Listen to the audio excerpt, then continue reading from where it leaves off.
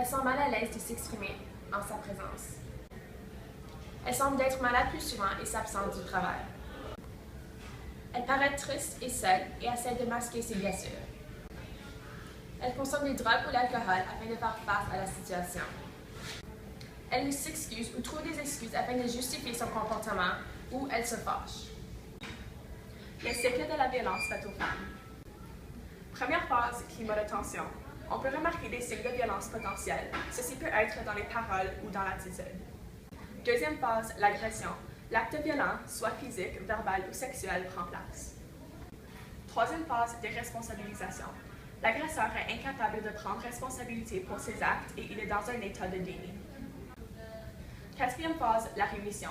L'agresseur améliore ses tendances petit à petit, mais le cycle recommencera avec le temps. 5 gestes à la portée de tout le monde pour arrêter la violence faite aux femmes. 1. Planifier. Réfléchissez d'avance à ce que vous feriez si vous étiez témoin d'une agression ou de menace. 2. Allier boisson, réflexion. Ceci veut dire que vous allez porter en aide à une femme que vous voyez dans un bar disant qu'il a trop bu.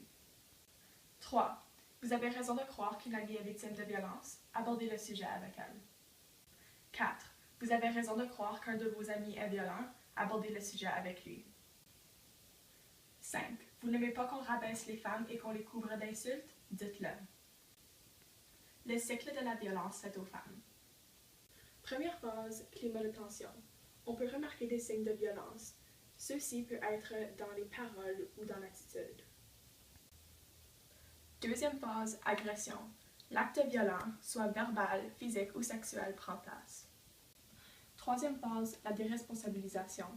L'agresseur est incapable de prendre responsabilité pour ses actes et il est dans un état de déni. Quatrième phase, la rémission.